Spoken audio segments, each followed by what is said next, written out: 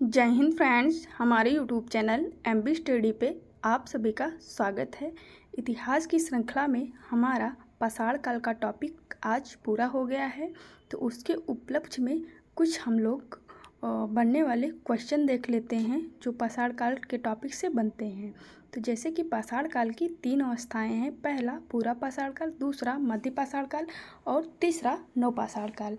इन तीनों अवस्थाओं से जो जो क्वेश्चन बनते आए हैं, एग्जाम में पूछे गए हैं ज़्यादातर, और जो पूछे जाने की संभावना है, उन क्वेश्चनों को इस टेस्ट सीरीज में शामिल किए हैं। तो आइए स्टार्ट करते हैं आज की क्लास का पहला क्वेश्चन है पहला, पाषाण काल इतिहास के किस काल के अंतर्गत आता है। क्वेश्चन है पहला, पाषाण काल इतिहास के किस काल के अंतर्गत आता है। तो जैसे कि जो इतिहास का विभाजन किया गया है वो 3 रूपों में किया गया है। पहला प्रागैतिहासिक काल, दूसरा आदिऐतिहासिक काल, तीसरा ऐतिहासिक काल।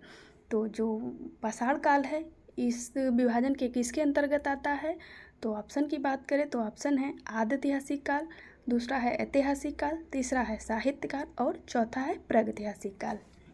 तो इसका जो सही जवाब है वो सही जवाब है ऑप्शन नंबर 4, प्रागैतिहासिक काल। अगर बात करें हम पहले ऑप्शन की आदिऐतिहासिक काल का, इस क्वेश्चन का जो सही जवाब है वो प्रागैतिहासिक काल है। हम टॉपिक डिस्कस कर लेते हैं जो ऑप्शन में दिए हैं। तो जैसे कि आदिऐतिहासिक की बात करें तो आदिऐतिहासिक समय के अंतर्गत हमारी हड़प्पा सभ्यता रखी जाती है, क्योंकि वहाँ पे आदिऐतिहासिक समय के अंतर्गत वैसा इतिहास रखा जाता है जहाँ पे लिखित एविडेंस प्राप्त हैं लेकिन उनको पढ़ा नहीं जा सका है। तो हड़प्पा सभ्यता में लिखित एविडेंस प्राप्त है लेकिन उनकी जो लिपि है उनको अभी तक पढ़ा नहीं गया है, इस कारण इसे आदिऐतिहासिक के अंतर्गत रखा जाता है। दूसरे क्वेश्चन की बात करें हम, अगर ऐतिहासिक काल की बात करें तो ऐतिहासिक काल के अंतर्गत पुरातात्विक और ऐतिहासिक साक्ष्य जो दोनों प्राप्त होते हैं, मतलब लिखित साक्ष्य प्राप्त है और उसको पढ़ा भी गया है, ऐसे इतिहास को आदिऐतिहासिक काल के अंतर्गत कहते हैं। तो जैसे कि पाषाण काल से लेके हड़प्पा तक जो पीरियड रखा जाता है वो प्रागैतिहासिक काल के अंतर्गत रखा जाता है, और आदिऐतिहासिक काल के जो अंतर्गत रखा जाता है वो हड़प्पा सभ्यता और ऋग्वैदिक सभ्यता रखी जाती है। ऋग्वैदिक कुछ विद्वान कहते हैं कि ऋग्वैदिक सभ्यता ऐतिहासिक काल के अंतर्गत आती है, तो ऐसा नहीं है। ऐसा ऐसे है कि ऋग्वैदिक काल में जो साक्ष्य प्राप्त होते हैं आज के समय में हमें, वो ऐतिहासिक काल में प्राप्त होते, क्योंकि उनका जो संकलन किया गया है वो 6ठी शताब्दी ईसा पूर्व किया गया है। और जो समय का पीरियड माना जाता है ऋग्वैदिक काल का, वो 1500 से 1600 ईसा पूर्व के आसपास माना जाता है। इस कारण कि वहाँ पे मौखिक चीज़ें थी ऋग्वैदिक काल में, लेकिन वहाँ पे कोई लिखित एविडेंस नहीं प्राप्त था, और जो वो वहाँ पे इतिहास था उसका संकलन किया गया 6ठी शताब्दी ईसा पूर्व के आसपास, इसलिए इसे आदिऐतिहासिक के अंतर्गत रखा जाता है। अगर हम बात करें दूसरे क्वेश्चन की, तो दूसरा क्वेश्चन है हमारा, पूरा पाषाण काल नवपाषाण काल का विभाजन किसने किया है। कि जैसे कि पाषाण काल की 3 अवस्थाएं हैं। पहला है पूरा पाषाण काल, दूसरा है नवपाषाण काल, दूसरा है मध्य पाषाण काल, तीसरा है नवपाषाण काल। इसमें से जो पूरा पाषाण काल है और नवपाषाण काल का जो विभाजन किए हैं वो कौन विद्वान किए हैं। तो अगर ऑप्शन की बात करें तो ऑप्शन है HD संकालिया, दूसरा है रॉबर्ट ब्रूसफुट, तीसरा है जॉन लुबाक और चौथा है जॉन इवांस। अगर इसमें सही जवाब की बात करें तो इसमें सही जवाब है तीसरा ऑप्शन नंबर जॉन लुबाक महोदय। जॉन लुबाक महोदय सर्वप्रथम पाषाण काल का विभाजन किए हैं। इनकी पुस्तक है प्री हिस्टोरिक में ही इन्होंने 1865 में सर्वप्रथम पाषाण काल के विभाजन के लिए नियोलिथिक और पैलियोलिथिक शब्द का प्रयोग किया है। यहाँ तक आते आते जो टाइम पीरियड था, यहाँ पे मध्य पाषाण काल का ज्ञान नहीं था कि भारत में या फिर विश्व संदर्भ में मध्य पाषाण काल भी पाया जाता था। तो स्टार्टिंग में यही कल्पना थी विद्वानों की कि केवल पूरा पाषाण काल और नवपाषाण काल है। आगे हम लोग देखेंगे कि मध्य पाषाण काल की जानकारी कहाँ हुई है। तो अगर अगले क्वेश्चन की बात करें तो अगला क्वेश्चन है हमारा, चॉपिंग हैंडक्स उपकरण का संबंध किस काल से माना जाता है। तो अगर ऑप्शन की बात करें तो ऑप्शन है हमारा मध्य पाषाण काल, पूरा पाषाण काल, उच्च पूरा पाषाण काल और नवपाषाण काल। तो ये जो चॉपर चॉपिंग हैंडिक्स है, ये चॉपर चॉपिंग हैंडिक्स को चॉपर चॉपिंग संस्कृत के नाम से भी जाना जाता है। अगर चॉपर चॉपिंग हैंडिक्स उपकरण का संबंध पूछा जाए किस काल से है, तो ऑप्शन की बात करें हम, ऑप्शन है मध्य पाषाण काल, मध्य पूरा पाषाण काल, उच्च पूरा पाषाण काल और नवपाषाण काल। तो इसका जो सही जवाब हो जाएगा वो सही जवाब है पूरा पाषाण काल।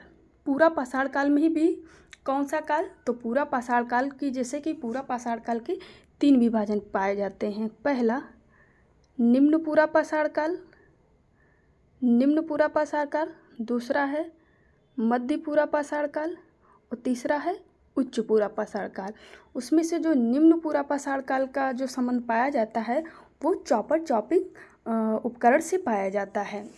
इसके अलावा ये जो पूरा पाषाण काल है, ये पूरा पाषाण काल के अंतर्गत ये तीनों अवस्थाएं आ जाती हैं।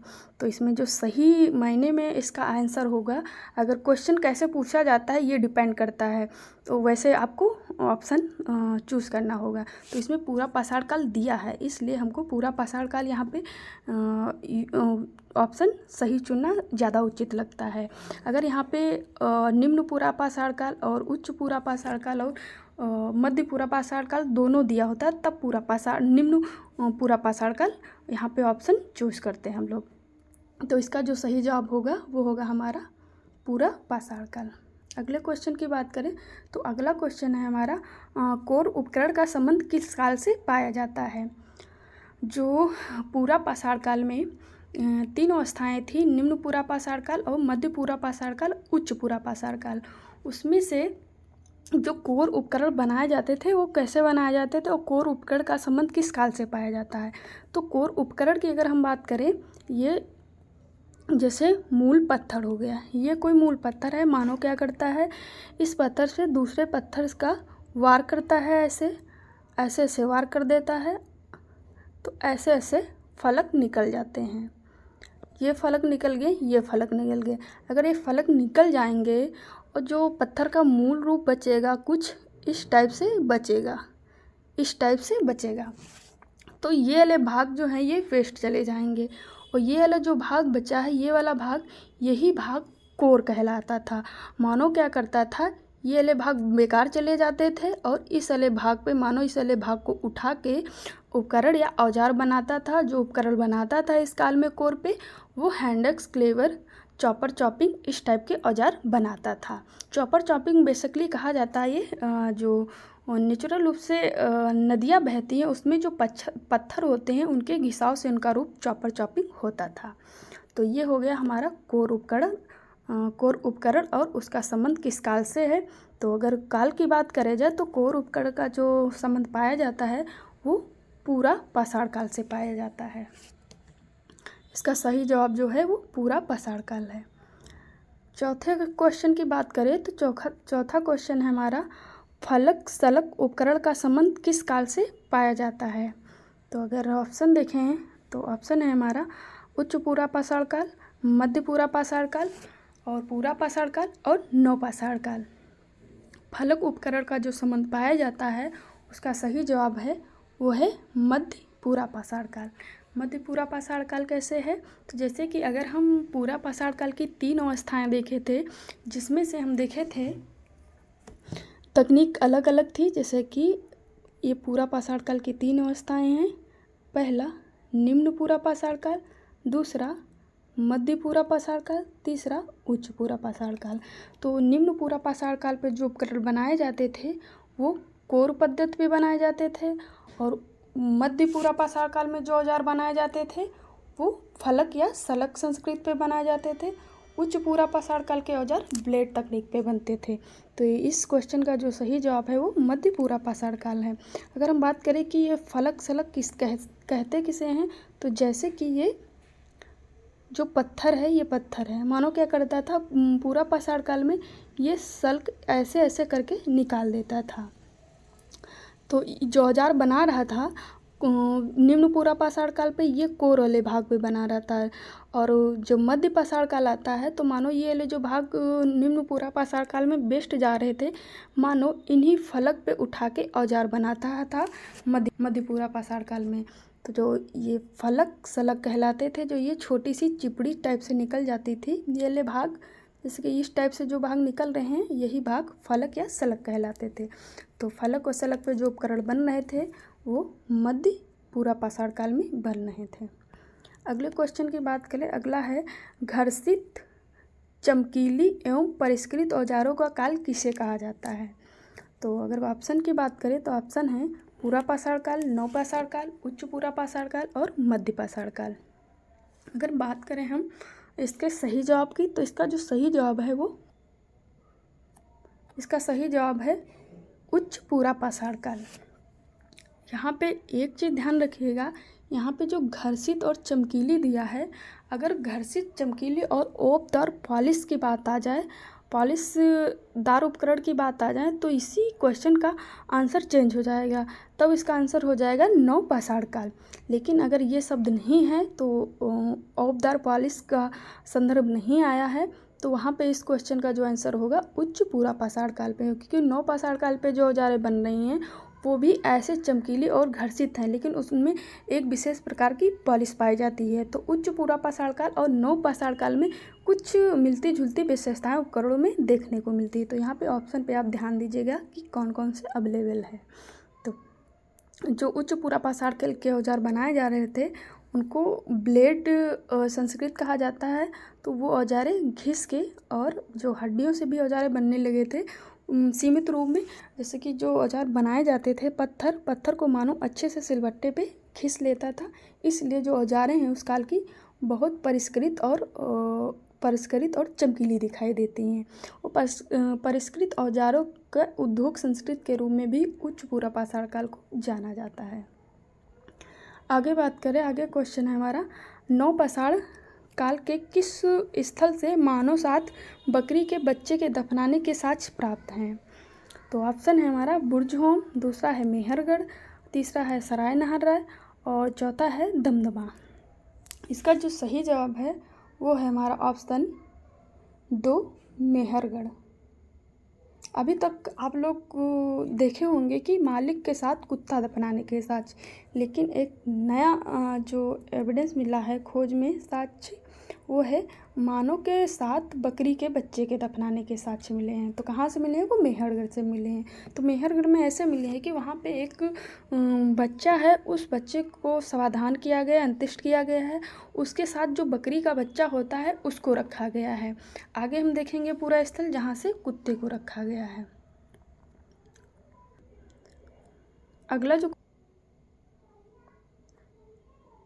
अगला हमारा क्वेश्चन है, नव पाषाण काल के यहाँ पे किस है, नव पाषाण काल के किस पूरा स्थल से मालिक के साथ कुत्ते दफनाने के साक्ष्य प्राप्त हैं। तो अगर ऑप्शन की बात करें तो ऑप्शन है मेहरगढ़, गुपकराल, बुर्जहोम और नेवासा। अगर सही जवाब की बात करें कि इसका सही जवाब क्या है, तो इसका सही जवाब है ऑप्शन नंबर 3 बुर्जहोम। बुर्जहोम पूरा स्थल जो पड़ता है वो नव पाषाण काल का है और ये जम्मू कश्मीर वाले क्षेत्र में पड़ता है। यहाँ पे एक समाधान मिला है जिसमें एक मालिक के साथ कुत्ते को दफनाने के साक्ष्य मिले हैं। इसके अलावा यहाँ पे गेरू रंग से लेपित मानव कंकाल मिला है, मतलब कि एक मानव है जो मर गया है, उसको गेरुए रंग से लेपित विशेष प्रकार का कोई लेप है वो यहाँ पे उसके ऊपर चढ़ाया गया, फिर उसको दफनाया गया है। तो गेरू रंग से लेपित मृतभान और मालिक के साथ कुत्ते के दफनाने के साथ जो मिले हैं वो हमारे बुर्जहोमपुरा स्थल से मिले हैं। अगला क्वेश्चन देखें, यह हमारा कि नव पाषाण काल की किस अवस्था में मानव ने किस काल में पशुओं को पालतू बनाना प्रारंभ किया। कि पाषाण काल की ऐसी कौन सी अवस्था थी इन 3 कालों में जिसमें मानव ने पशुपालन का कार्य प्रारंभ कर दिया था।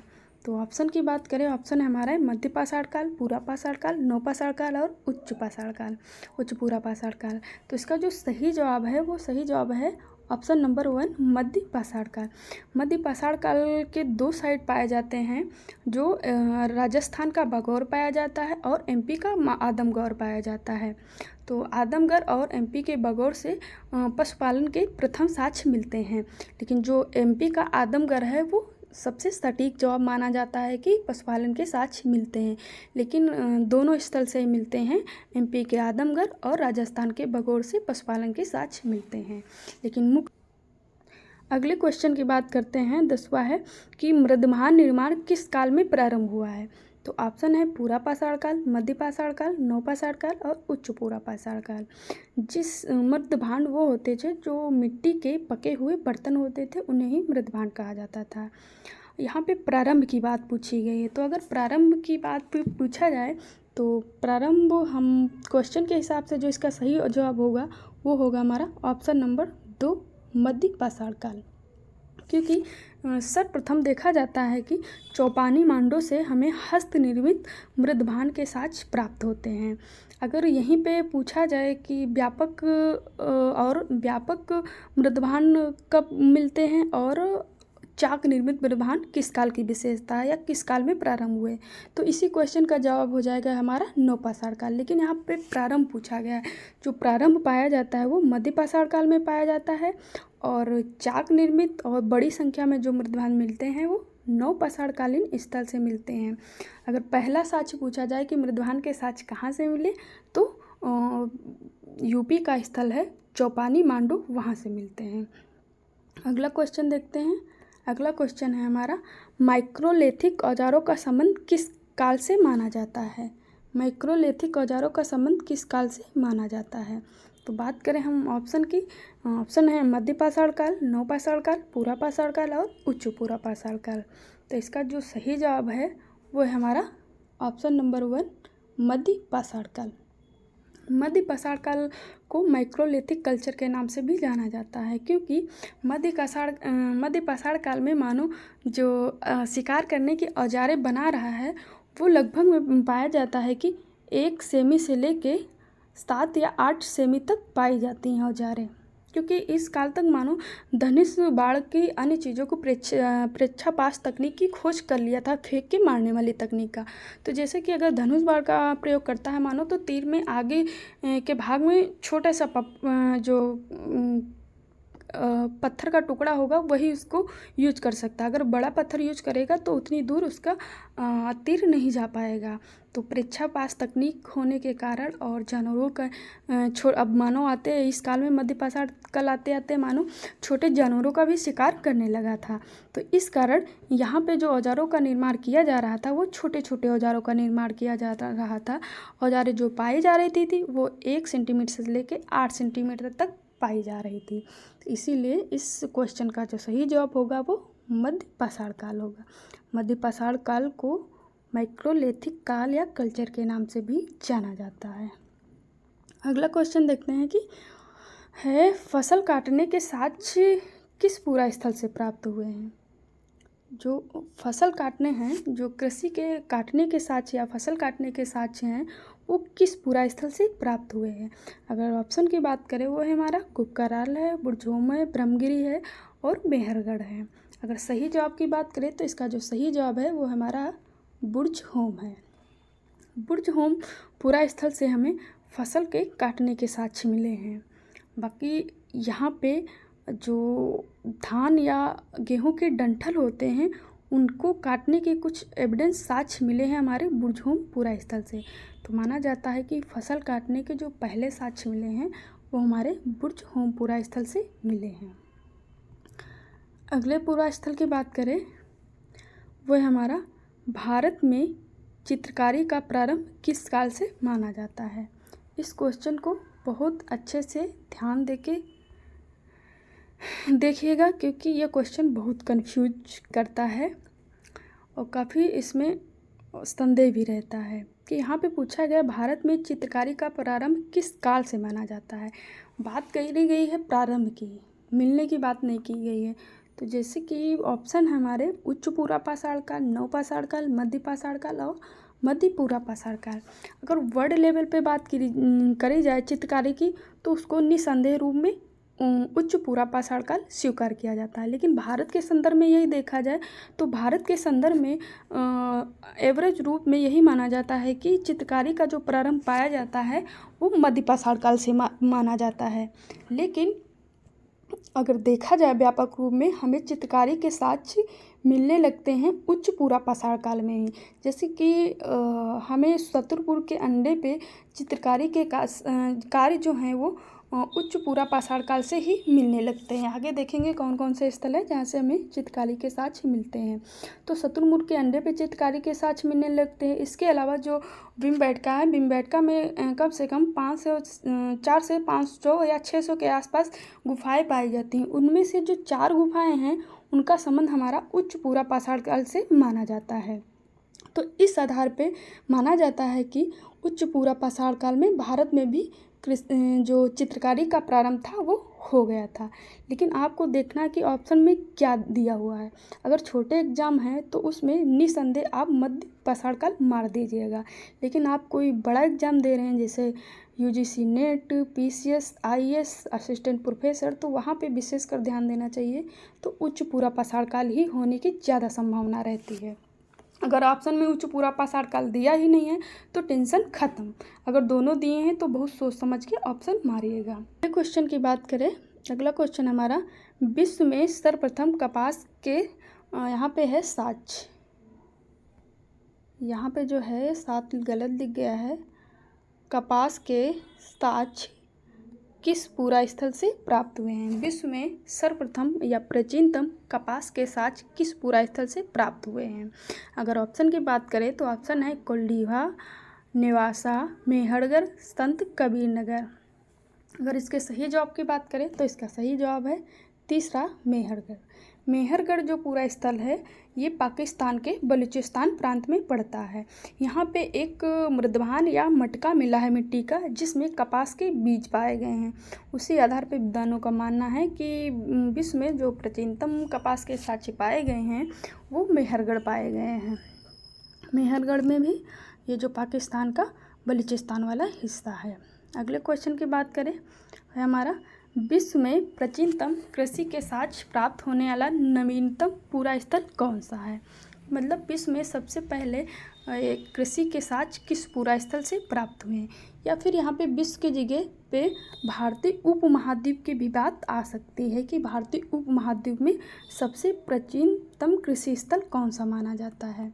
तो यहाँ पे विश्व भी हो सकता है और भारतीय उपमहाद्वीप की भी बात हो सकती है। तो अगर ऑप्शन की बात करें तो ऑप्शन हमारा दैमाबाद और दमदमा, संत कबीर नगर और मेहरगढ़। अगर सही जवाब की बात की जाए तो इसका जो सही जवाब है वो है हमारा संत कबीर नगर। इससे पहले जो माना जाता था कि भारत में कृषि के जो साक्ष्य पाए जाते थे वो मेहरगढ़ वाले हिस्से से पाए जाते थे। मेहरगढ़ से चावल और गेहूं की 5 किस्में पाई गई थी, 3-2 करके, 3 गेहूं की थी और 2 शायद जौ की थी। जो मेहरगढ़ से कृषि साक्ष्य पाए गए थे उनका जो समय पीरियड माना जाता था वो 5 से 6000 ईसा पूर्व के आसपास माना जाता था। लेकिन हाल ही में जो संत कबीर यूपी का स्थल है यहाँ से उत्खनन में जो कृषि में चावल के एविडेंस मिले हैं उनका जो समय पीरियड माना जा रहा है वो 7 से लेके 8000 ईसा पूर्व माना जा रहा है। पुराना कितना पुराना है तो 7 से लेके 8000 ईसा पूर्व, 7 से लेके 8000 ईसा पूर्व बीसी माना जा रहा है। संत कबीर पूरा स्थल थे। यहाँ पे जो साक्ष्य मिले वो प्राचीनतम चावल के साक्ष्य मिले हैं। तो यहाँ पे कुछ भी भारत के संदर्भ में भी मिल सकता है, भारतीय उपमहाद्वीप में मिल सकता है, विश्व में भी मिल सकता है, कोई भी ऑप्शन मिल सकता है। अगर बात करें हम अगले क्वेश्चन की तो अगला यहाँ पे जो काम किए हैं वो राकेश तिवारी सर ने किया है संत कबीर नगर पे। अगले क्वेश्चन की बात करें तो अगला क्वेश्चन है हमारा आधुनिक मानव होमो सेपियंस का संबंध किस काल से माना जाता है? आधुनिक मानव जो होमो सेपियंस है उसका संबंध पाषाण काल की किस अवस्था से माना जाता है? अगर ऑप्शन की बात करें तो ऑप्शन है नवपाषाण काल, मध्य पाषाण काल और उच्च पूरा पाषाण काल, मध्य पूरा पाषाण काल। अगर सही जवाब की बात करें इसका सही जवाब क्या होगा तो इसका जो सही जवाब है वो है हमारा उच्च पूरा पाषाण काल। उच्च पूरा पाषाण काल का जो समय था वो आधुनिक मानव होमो सेपियंस का समय माना जाता है कि उच्च पूरा पाषाण काल में ही आधुनिक मानव होमो सेपियंस का उद्भव हुआ था। अगले क्वेश्चन की बात करें तो जैसे कि मध्य पूरा पाषाण काल की बात करें तो मध्य पूरा पाषाण काल का जो मानव माना जाता है वो निएंडरथल मानव माना जाता है। अगला जो क्वेश्चन है हमारा ये है 17वां, भारत में पशुपालन का सर्वप्रथम साक्ष्य कहाँ से पाया गया है। भारत में पशुपालन का सर्वप्रथम साक्ष्य कहाँ से पाया गया है। अगर बात कर ले ऑप्शन की तो है आदमगढ़, भीमबेटका, पंचमढ़ी और टेहरी। इसका जो सही जवाब होगा वो होगा हमारा पूरा स्थल आदमगढ़। आदमगढ़ जो ये पड़ता है ये एमपी राज्य में मध्य प्रदेश में पड़ता है और यहाँ से सर्वप्रथम पशुपालन के साक्ष्य पाए गए हैं। या फिर यहाँ पे आदमगढ़ की जगह बागौर भी मिल सकता है या फिर दोनों भी मिल सकते हैं कि राजस्थान का जो बागौर है, एमपी का जो आदमगढ़ है, यहाँ से पशुपालन के प्रथम साक्ष्य पाए गए हैं। ऑप्शन में कोई भी मिल सकता है। अगला क्वेश्चन देखें है हमारा, भारत में प्राप्त राग के टीलों का संबंध किस काल से माना जाता है। भारत में जो राग के टीले पाए गए हैं पाषाण काल की किस अवस्था के माने जाते हैं। ऑप्शन की बात करें तो ऑप्शन है हमारा पूरा पाषाण काल, मध्य पाषाण काल, नव पाषाण काल और उच्च पूरा पाषाण काल। अगर इसमें सही जवाब की बात करें तो सही जवाब जो है हमारा ऑप्शन नंबर 3 है, नव पाषाण काल। नव पाषाण काल का जो समय माना जाता है उसमें जो भारत का दक्षिण वाला हिस्सा है, उस विशेषकर जो ये तमिलनाडु केरल वाला हिस्सा है, इन हिस्सों में काफ़ी बड़ी संख्या में राग के जो टीले होते हैं उत्खनन में उनके एविडेंस मिले हैं। तो जो नव पाषाण काल के पूरा स्थल हैं दक्षिण भारत के, वहाँ से राग के टीलों का एविडेंस उत्खनन में मिलता है। इस क्वेश्चन राग के टीले में मिल सकता है या फिर इस संबंध में भी दे सकते हैं कि राग के टीले भारत के किस हिस्सों में पाए जाते हैं। तो ये उत्तर भारत में पाए नहीं जाते हैं, विशेषकर दक्षिण वाले हिस्सों में ही पाए जाते हैं। अगला क्वेश्चन हमारा, निम्न में से कौन सा मध्य पाषाण काल का पूरा स्थल नहीं है। ऑप्शन की बात करें तो ऑप्शन है हमारा दमदमा, दूसरा है महदहा, तीसरा है सराय नहर, चौथा है महागरा। और सही जवाब की बात करें तो सही जवाब है हमारा चौथा महागरा। बाकी तीनों स्थल हमारे मध्य पाषाण की सारी साइडें हैं। दमदमा, महदहा, सराय ये तीनों मध्य पाषाण काल की साइड है। महागरा जो साइड है ये नव पाषाण काल की साइड है। अगले क्वेश्चन की बात करें तो अगला क्वेश्चन है हमारा, सर्वप्रथम मध्य पाषाण काल की जानकारी के साथ किस पूरा स्थल से हुई। तो हम लोगों ने पहले बात किया था कि भारत में जो पहला ज्ञात था इतिहास वो पूरा पाषाण काल और नव पाषाण काल ही माना जाता था पाषाण काल का विभाजन। लेकिन कौन सा स्थल है जहाँ से सर्वप्रथम ज्ञात हुआ कि विश्व में भारत में मध्य पाषाण काल का समय भी माना जाता है। तो मध्य पाषाण काल का जो ज्ञात हुआ है कि कहाँ से ज्ञात हुआ, तो हमारे जो ऑप्शन है वो है माल्टा आजी, लीबिया, तंजानिया और इसमें से कोई नहीं। तो इसका जो सही जवाब है वो है हमारा ऑप्शन नंबर 1 माल्टा आजी पूरा स्थल से सर्वप्रथम ज्ञात हुआ कि भारत में मध्य पाषाण काल का समय भी विद्यमान है। इससे पहले कल्पना हमारी केवल पूरा पाषाण काल और नव पाषाण काल थी। माल्टा आजी जो पूरा स्थल है ये फ्रांस यूरोप महाद्वीप में पाया जाता है। अगले पूरा स्थल की बात करें तो वो है शुतुरमुर्ग के अंडे पे चित्रकारी के साथ किस पूरा स्थल से प्राप्त नहीं है। इनमें से कौन सा स्थल है जहाँ से शुतुरमुर्ग के अंडे की चित्रकारी नहीं प्राप्त होती है। तो अगर ऑप्शन की बात करें तो ऑप्शन है पाटने, चंदेसाल, रामनगर, करनूल। तो इसमें जो सही जवाब है हमारा वो है ऑप्शन नंबर 4 करनूल। जो पूरा स्थल है यहाँ से हमें अंडे पर चित्रकारी के साक्ष्य नहीं प्राप्त होते हैं, लेकिन पाटने, चंदेसाल, रामनगर इसके अलावा भीमबेटका से भी हमें जो शुतुरमुर्ग के अंडे होते हैं उन पे मानव द्वारा चित्रकारी करने के एविडेंस पाए गए हैं। मतलब कि जो मानव था जो शुतुरमुर्ग के अंडे होते थे उस पे चित्रकारी करने का प्रयास किया है, चित्र पाए गए हैं। अगले क्वेश्चन की बात करें तो अगला क्वेश्चन है हमारा, भारत में प्राचीनतम चूल्हे एवं नर बल के साक्ष्य कहाँ से प्राप्त हुए हैं। ऑप्शन है करनूल, रेनीगुंडा, बिलासुरगाम और चौथा है पाटनी। अगर इसमें सही ऑप्शन की बात करें तो इसका जो सही जवाब है ये है ऑप्शन नंबर 4, बिलसुरगाम। बिलासुरगाम जो पूरा स्थल है ये की साइट मानी जाती है। यहाँ से सर्वप्रथम हमें सबसे प्राचीन चूल्हे जिन पे खाना बनाया जाता है उसके साक्ष्य मिले हैं। और यहाँ पे नर बल मतलब जो यहाँ पे मानव की बलि दी जाती है। ये जो पूरा स्थल माना जाता है, कहीं कहीं पे इस पूरा स्थल का संबंध मध्यपूरा पाषाण काल से माना जाता है, कहीं कहीं इसको मध्य पाषाण कालीन माना जाता है। तो तम चूल्हे एवं मानव को बलि देने के साक्ष्य प्राप्त होते हैं।